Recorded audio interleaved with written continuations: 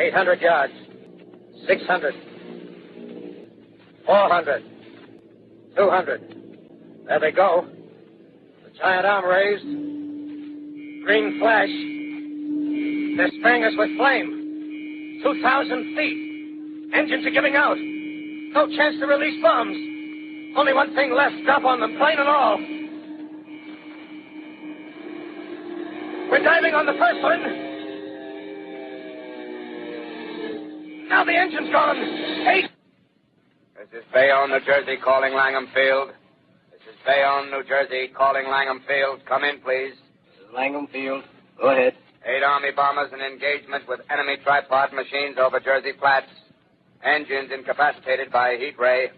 All crashed. 1 enemy machine destroyed. Enemy now discharging heavy black smoke in direction of... This is Newark, New Jersey. This is Newark, New Jersey.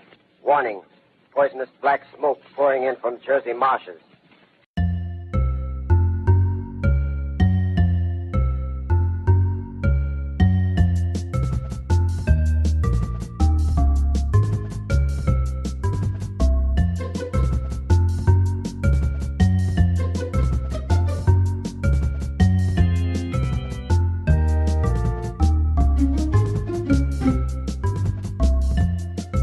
Hello everyone and welcome. You're listening to the Mind the Gap podcast, bridging the gap between your minds and everything else.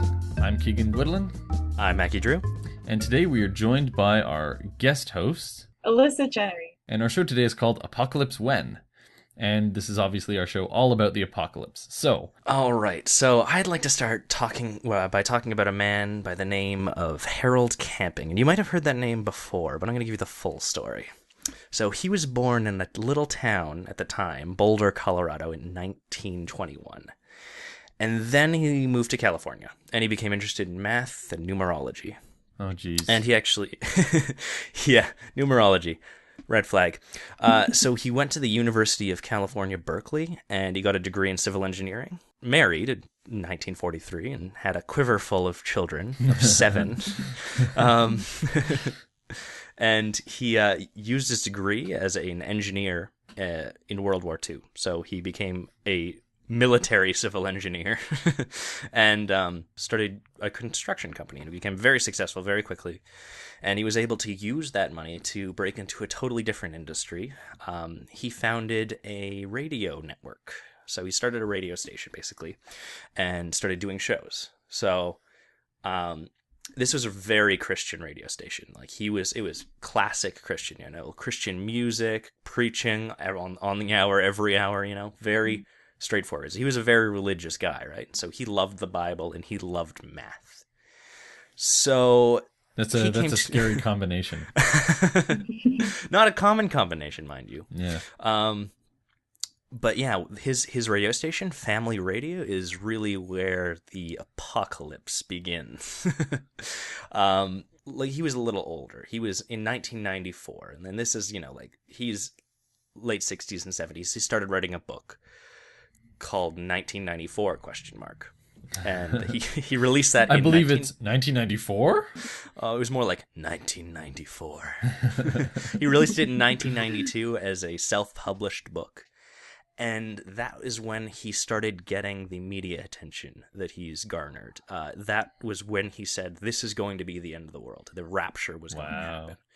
So he said, if you don't know, the rapture is like a semi-common Christian belief that at some point, there's a combination of different factors involved, but basically it comes down to all the true believers are saved in some way, brought to heaven or not killed, and everybody else is left on Earth to die. So his idea was that there would be earthquakes, and then the demons would rise from hell. They would rise from hell. That's very specific. Sorry. They would come. I don't know where from. He doesn't believe in hell. That's very particular. Yeah, these demons would come and start destroying the world. So that was the idea. It would take 5 months for them to destroy the world, and then the world would be over. So that's basically his idea of the rapture. Those are pretty inefficient demons. 5 months? We could destroy the world faster than that. Well, he'd be fighting Jesus this whole time, too. So that would be... I see. I see. So that obviously didn't happen in 1994. But he said in the book, a little caveat. If it didn't happen then, it would definitely happen in 2011. And that's when the real controversy starts. He was still running the radio station. He was very old. He's in his 90s. So he is he was 90 actually at the time. And he basically he was saying all the Christian stuff, the normal stuff that he would normally say. But then he started putting in the date a little bit more. He would say, "Oh yeah, May 21st, 2011." He'd start talking about the end times and the rapture, and he claimed that he knew this because the Bible was his source, and this was the rapture beyond a shadow of a doubt. And that's a quote. Wow. Yeah, so he said that it was going to happen around 6 p.m. local time, and some of his supporters started saying that it would be about 3% of the world population that gets saved. So he's talking about, like, the end of the world here, and he's got a lot of supporters. He's got, like, millions of cursory supporters, and then he's got, like, very fervent ones as well. And, that's not dangerous on its own, but his supporters got a little bit crazy. They started doing strange things and riling up the media, buying billboards, things like that. I saw a couple of billboards in the States when I was. Oh, really? You saw there. them at the time? Did. Yep, I did. Oh, yeah. So and, this is bus advertisements as well. Yeah, this was a big deal. They were spending lots of money on this. The people were doing things like quitting their jobs, selling their houses to support this because, well, why would they need it anyway, right? They drove vans around several different countries. They bought billboards all over the world in 35 different languages. Sometimes I heard about people who would spend all their savings and their children's college funds because they're not going to need it because the world is ending, right? And it's estimated that his followers spent about $5 million on this campaign. So that is quite amount. It could have been more, but we don't know. That's as much as we can see. And well, we're past May 21st, so that it didn't happen. It didn't quite happen. So I was really excited about this. I was following the story as it was happening, and I was like, oh, the first thing I have to know is what is he going to say? Yeah. And he basically went off the air for a couple days. He couldn't be reached. Nobody could find him. I saw one guy go to his house and try to and he answered, but then closed the door immediately. Yeah. But after a couple days, he came back on the air and he said, "Oh, the rapture did happen. It actually did." He was very convinced that the rapture did happen, but it was a spiritual rapture. So all their souls were safe, but their bodies are sticking around. And he said that the world is definitely still going to end 5 months later on October 21st, 2012. And he asked for more money to continue the campaign because he had the details a little bit off. So now they have to change all the billboards, let everybody know that it's now October. Yeah. And everybody believed him. So they continued with this tale. Basically, it didn't happen again. So what happens is he became completely unreachable this time. He became unresponsive. And the messages from his family were basically that he was completely baffled. He has no idea what went wrong. He doesn't know what could have been the problem because he was sure of this, right? His math told him so. So in March 2012, he actually spoke up about this, and he said that his attempt to predict the date was sinful, and that his critics had been right, pointing to the scriptural text that the of that day and hour knoweth no man. Basically, the Bible says you can't know. Yeah. And he was not hearing any of it. But but he says that he's now searching even more fervently, not to find dates, but to find but to be more faithful in his understanding of the Bible, that is. And here are some news reports from that day. These are pretty bad. This is from KTLA, and this is a quote. So, a Los Angeles mother slit her daughter's throats, 11 years old and 14 years old, before failing to slit her own throat, failing, mind you, on Friday evening. She wanted to prevent her daughters from suffering through the tribulation, according to officials. The young girls were treated for non-life-threatening injuries and are now in custody of the Department of Children's Services. Okay, that's good. I thought they died. No, they all lived, but thankfully she's terrible at it.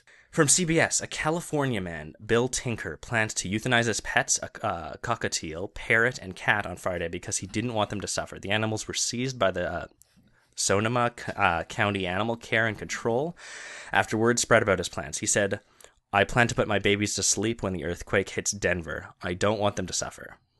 So the idea was, since he said it was starting at 6 p.m., a lot of people assumed that it was going to be based on time zones. Right. So it would spread through the world. And this is from the New York Times.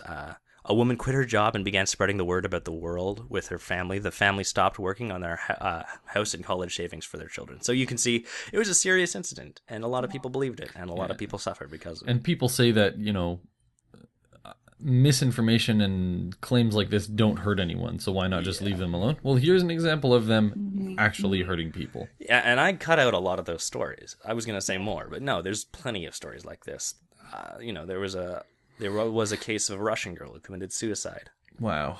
Yeah, and she succeeded, so there was at least one casualty. Yeah. Alyssa, what's your background? I'm a literature student at the University of Waterloo. I'm still doing my undergrad, but I'm almost done. Mm-hmm. And you're going to talk to us about apocalyptic media. Or apocalyptic media. So just examples of fiction that have been increasing in popularity a lot recently.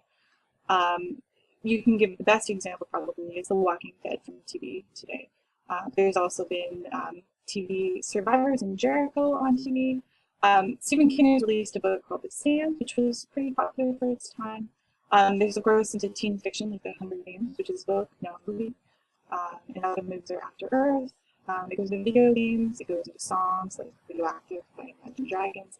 Obviously, like, the list is enormous, and it goes on. Wait, I gotta say my favorite one. The Colony? Have you heard Colony? of that? Oh, yeah, I've heard of that. Oh, yeah, no, it's like your favorite? Oh my, it's like a reality TV show from the Discovery Channel. Basically, they're like thrown in a warehouse and like survive. It's like supposed to be a post-apocalyptic story. What about Revolution?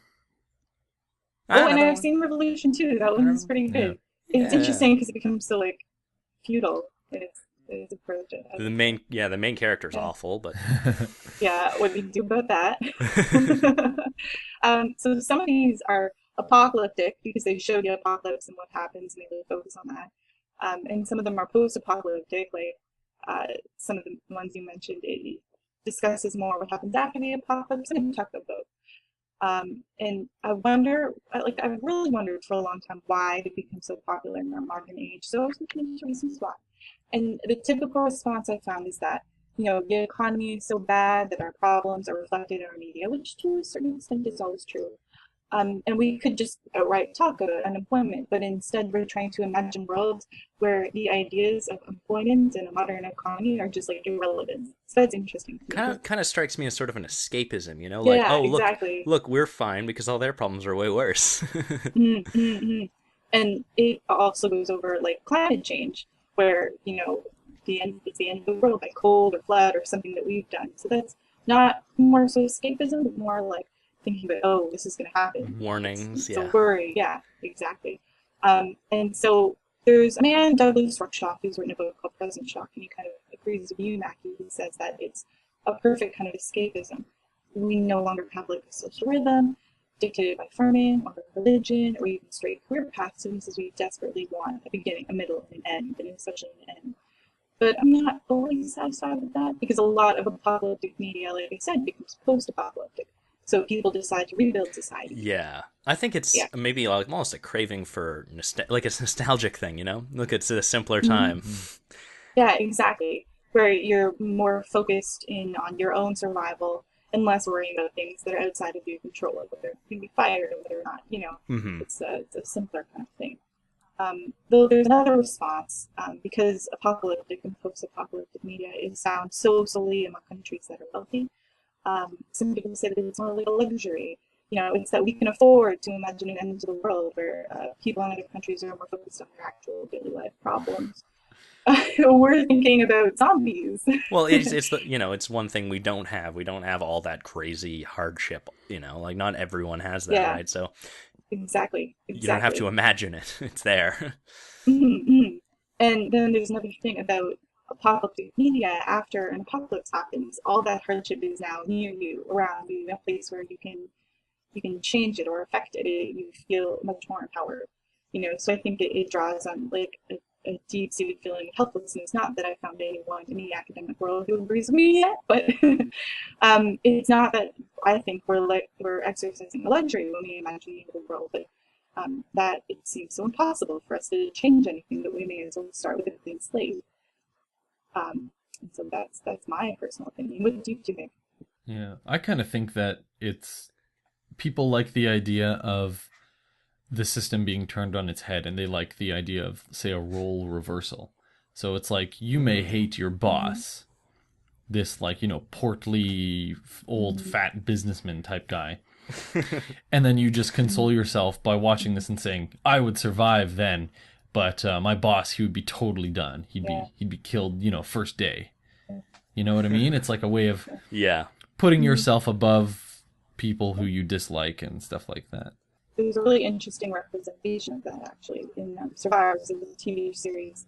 It was remade previously. And one of the very first scenes is this guy in prison. The prison guard has him locked up, even though everyone else is dying from this awful plague. And he eventually just comes out and kills him, because now he has the power to do that, because there's no one around to say, okay, wait. Sorry, this isn't Survivor. This is Survivor? No. Survivors with an S. I hadn't watched the show in a while. Since I was young, I always thought it had changed a bit. No, it's a fictional series. It was made, I'm not sure. It was recently made, I think, in the 90s or the early 2000s. Based on something that had been made. That's on Netflix, right? Just about a plague. Oh yeah, that's where it's cool. Really good. Yeah, I really enjoyed it. You should go watch. Well, not right now. We'll finish the podcast first. I decided we should maybe focus a little bit more on trivia. We're very science heavy lately. We're very skepticism heavy lately, and I wanted to talk about some fun little facts. I wanted to talk about some different predictions. These are different predictions that people have been making in the past of who got it wrong. And in just the last 10 years, there have been at least 30 highly publicized and public and media-noted predictions. But I noticed something weird when I was looking through the several lists that I had, and they were almost entirely religious. Almost no one makes a science claim. And almost no one makes any other kind of claim either. It's almost entirely Jesus coming back, or rapture is really the almost the complete total lists. For instance, these are all years where they appeared as a Jesus was definitely coming back this year. 1600, 1624, 1648, 1657, 1658, 1660, 1666, and that was because of the 666. 1673, 1688, 1689, 1694, which was the same year predicted by three different groups, 1697. There were 20 of them in the 1700s, 25 in the 1800s, over 50 in the 1900s, and it continues. And apparently, right now, this was a worldwide poll. Basically, apparently, about 15% of people believe that they currently live in the end times. Yeah.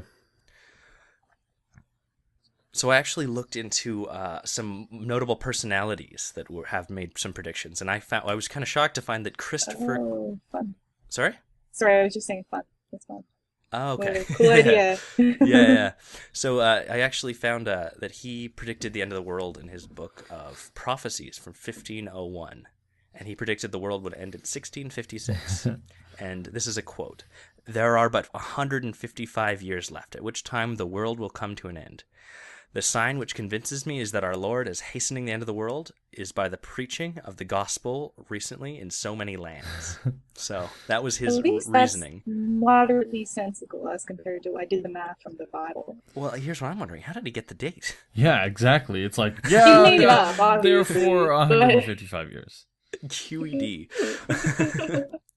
Jean Dixon, who died in 1997 at the age of 93, was a popular psychic of her time and an advisor to Richard Nixon. She initially predicted the end of the world would happen in 1962, but she died and made a new prediction before she died that Jesus would return and to defeat the unholy trinity of Antichrist, Satan, and the false prophet between the years of 2020 and 2037. So she's still got a prediction running. We'll see. And that she's actually got an effect named after her. It's basically a more specific confirmation bias for psychics, and it's called the Jean Dixon effect. So the idea is, I'll ignore all those things I got wrong, and I'll definitely tote all these things I got right. So she'd make 1,000 predictions, get one right, and be like, "Well, look at how great I am." Yeah. As is a classic trope within psychics. But yeah, according to our current data, the world is likely to actually end by means of the sun and transitioning to the next phase of its solar life cycle. So this is like an actually scientifically based thing. The idea here is that when the sun runs out of hydrogen in its core, it will expand into hundreds of times the size it is now. It's going to be much less dense and much less hot, but it's likely that it'll encapsulate the Earth in its orbit. So the Earth is like pretty far out right now.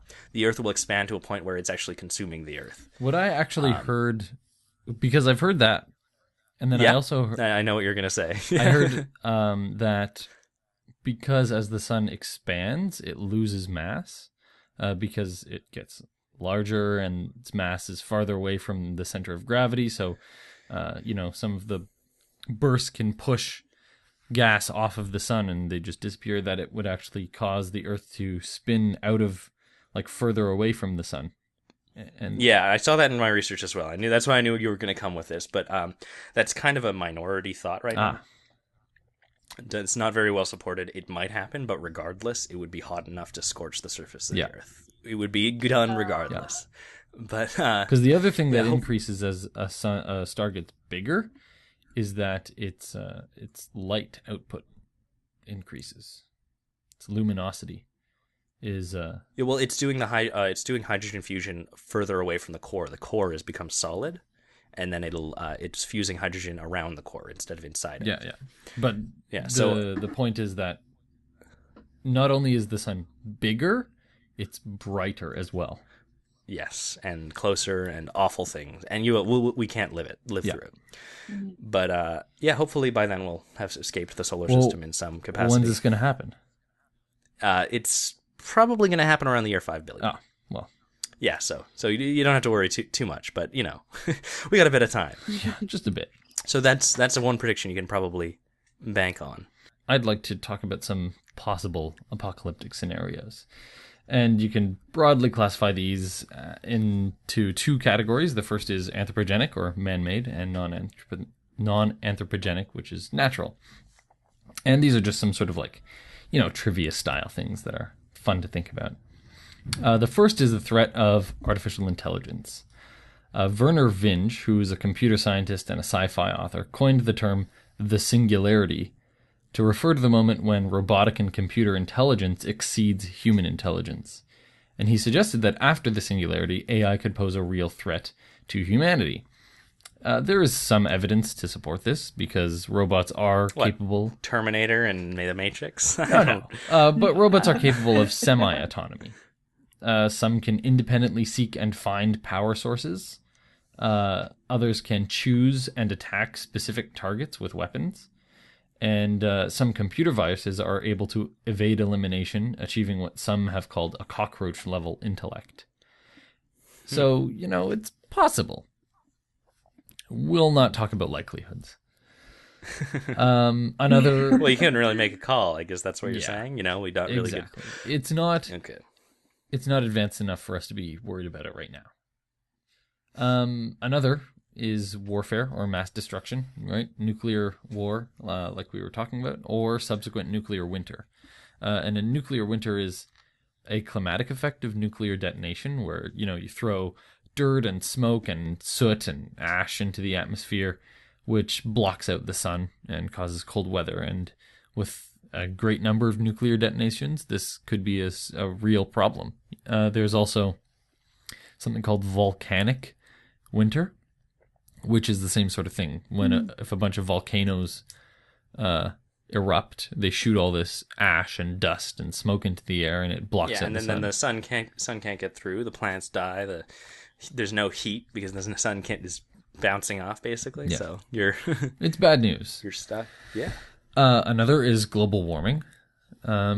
If carbon emissions continue and, other greenhouse gas concentrations continue to increase, then the warming effect could, in the short term, cause sea level rising, increased frequency and severity of extreme weather events, which can destroy crops and cause starving. Longer term, however, if the Earth gets hot enough, the ice caps can melt, release their methane and carbon dioxide, which is stored in air bubbles and stuff like that, in the ice, and further run the atmosphere into a warming trend called a runaway greenhouse effect, which is basically a positive feedback loop. you get the hotter you get, the more carbon dioxide is released.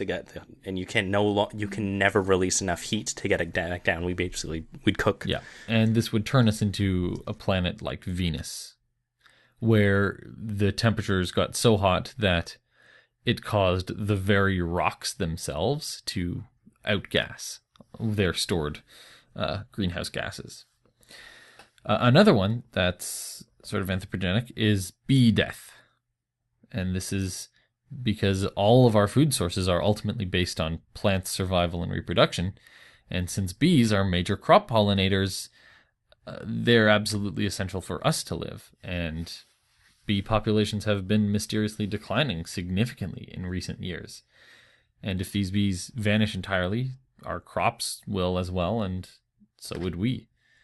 You know, there would obviously be pockets of humans that could survive, and pockets of bees that would probably survive, but on a global scale, we could see we'll have to pollinate things manually. Yeah. So there's that. Another one that's flies. Fun to... Huh?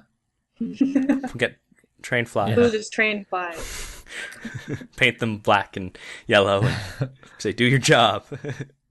Another one that's fun to think about is an experimental accident. And some suggest that scientific experiments could result in the production of devices with the capacity to destroy Earth, life, or even the solar system. Particularly experiments into physics, which can create unusual conditions we don't understand. Some worried that the first nuclear test, for example, would ignite the oxygen in the atmosphere and would kill everyone everywhere. Some worried that more recently that the Large Hadron Collider would produce black holes, which would consume the Earth. These particular threats are obviously refuted. But interestingly, they actually added on a control panel in the LHC a fake button that said "produce black holes." Oh, really? Yeah, it's a big red button. That's fun. Yeah. So obviously these particular threats are refuted, but the idea itself remains valid. We could potentially do something in science that destroys everything everywhere. A couple of non-anthropogenic. You're very good at that word. Yeah, I'm awesome. Scenarios include a pandemic, like a single virus or bacteria that decimates populations, something like the Black Plague. As Alyssa mentioned in a negative episode we did today, more bacteria are becoming resistant to antibiotics. So this can become a real concern. Many thought that the H1N1 would become a serious health concern as well, and a pandemic. There's also the prospect of an ice age. 12 ice ages are known to have occurred in Earth's history at intervals of between 40 and 100,000 years. Yeah, and if I'm not mistaken, we're due, aren't we? I believe we are. And if this happened again, it would make large areas of land in North America, Europe, and Asia uninhabitable. But we did... as a species, we did survive through the last, micro ice age. So it's possible for this species to survive, although I think a lot of us would probably die. We at least have the benefit from our technology. Exactly. We're Canadian. We'll be fine. An awful problem. Another idea is a meteorite impact, right? Several extraterrestrial objects have hit Earth in its history. The asteroid that is said to have caused the KT extinction of the dinosaurs around 65 million years ago is one example. And a large enough asteroid could almost certainly wipe out all human life. And it would only take an asteroid the size, between 3 and 10 kilometers. It could do the job. Well, thank God. Yes. How would he do that? Just by... Although NASA tracks big asteroids and stuff like that, so we would see it coming, most likely. But their funding recently got cut for that program. Right. Well, that's just a bad idea. Another one that's maybe you haven't heard of is something called a hypernova, which is produced... Like a supernova, but more? Yeah, and it's produced when a hypergiant star, which is a very large, very bright, very high fusion rate star, explodes and collapses. And when it does so, it sends vast amounts of radiation across hundreds of light years.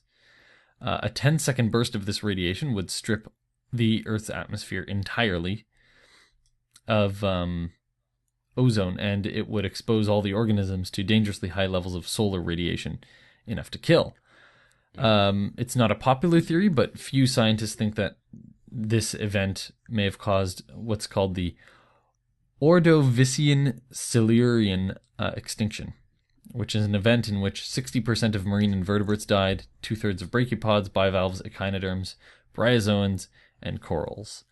Those are sea things, if you were wondering. Yeah. All right. But like I said, not many scientists think that that is what happened, but it's a possibility. And finally, and ultimately, this is going to happen, is the heat death of the universe. So the ultimate fate of the universe, in which no thermodynamic free energy exists, meaning that no processes that could that consume energy could proceed. It's basically like us. Yeah. So the idea here is that energy, all actions transfer energy. So when I like, hit the table, it becomes, I'm sending my kinetic energy and turning it into sound and vibrations and everything like that. So we are able to exist here because there's a gradient. There's less energy there and there's more energy in me. So I can hit that. What happens here is everything becomes uniform. So there's no differences between anything. So nothing can happen. Exactly. And the way we think about this is we think about in terms of decaying. So all matter in the universe will eventually decay the same way, say a radioactive isotope does. And it will become free energy flying around in the universe. But this will take a very long time to occur. A supermassive black hole of 1 galaxy mass has a decay time of about 10 to the 100th power years. Yes, that's what we call a Googleplex. No, Google. Yeah, it's a Google. Yes, a Google. What the Google was named after. So it's going to be a long time before the heat death of the universe. But after conventional matter decays, a dark era will begin in which the universe will consist of a dilute gas of photons and leptons just flying around. And ultimately, this is the requisite end of all things. All right, cool. Yeah, do you want to go to the game section then? Perfect.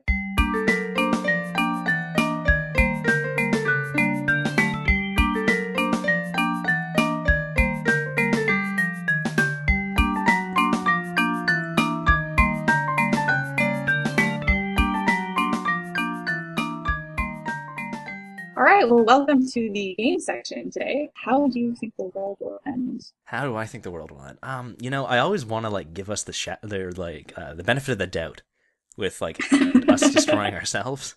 I always feel like, yeah, we'll make it. We'll be fine. Like when push comes to shove, we'll figure something out.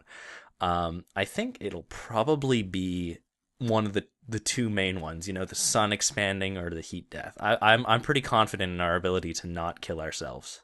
I think that we're going to get hit by an asteroid, or we're going to run out of resources, or... Yeah, but Keegan, you're forgetting one important thing that's the main point of all these survival movies and TV shows.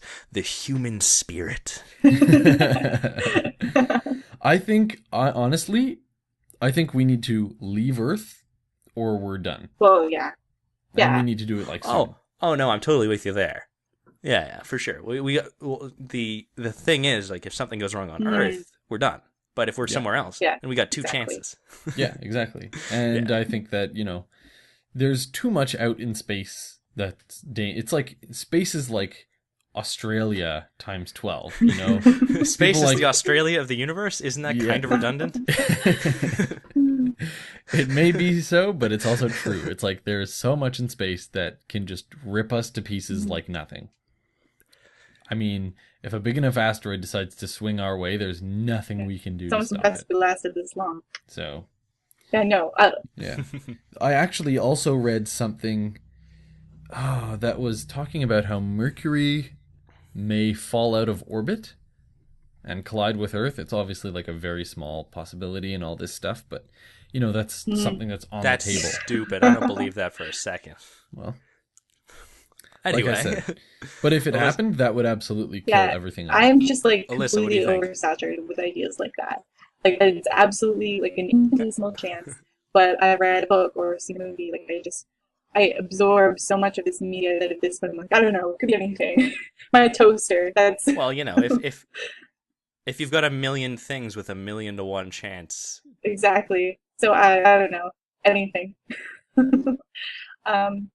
So Mackie, why is there no 5-minute challenge? Yes, 5-minute challenge. So we cut out the 5-minute challenge this week because we had a guest on, and we really didn't have a lot of time, and we weren't quite sure how that was going to interact with a guest. So we're going to pick up the challenge next week. And Alyssa, you want to do the quiz? I definitely do. Okay, so how it's going to work is I'm going to give you the name and the medium of some kind of apocalyptic show or book or something, and you guess the cause of the apocalypse. Oh, nice. I know. But for your listeners, there might be minor spoilers, and some of them, there's a few that I haven't actually read, so I don't know if I'm spoiling any for you. So if you hear something you want to read or watch, just like so the first one is it's a video game. We're starting off kind of easy. It's called Left 4 Dead. Oh, Okay, that's... zombies. Can we just answer? Yeah, zombies. Yeah, zombies. All right, Cool, good. cool. We have the concept down. So the second one is a film. I think it was released in the 80s, and it's called Tank Girl. Tank Girl. Oh. I know the post-apocalyptic world. I don't know what caused it. Let me think. See, It was all deserty. It was all about water. Is it a? It's gotta be global warming. Nuclear war. Ooh. both very good and close, but no. A comet hit the Earth and caused a drought. Ah. Yep, Oh. I Well, know. It's a little bit more boring. Very interesting. A giant Yep. ball of ice hits the Earth. And Yes, there's no and more causes a water. drought. The movie, like, I think it has a Rotten Tomatoes rating of like 30 or something. It just tanked. So, the second is also a film. It's called The Reign of Fire. Dragons. Oh, how did you know I've that? seen that movie. Really? Christian Bale. Oh, damn it! I thought it was so good. Alyssa, I thought no one was gonna get that. Alyssa, Aw, did you just swear? I did. I'm sorry. I'm so surprised. That's okay. We'll have though. bleeped that out. All right. That's well, okay. I actually, I've done that before in the quizzes. So It disappointed, right? The next question is, it's a short story.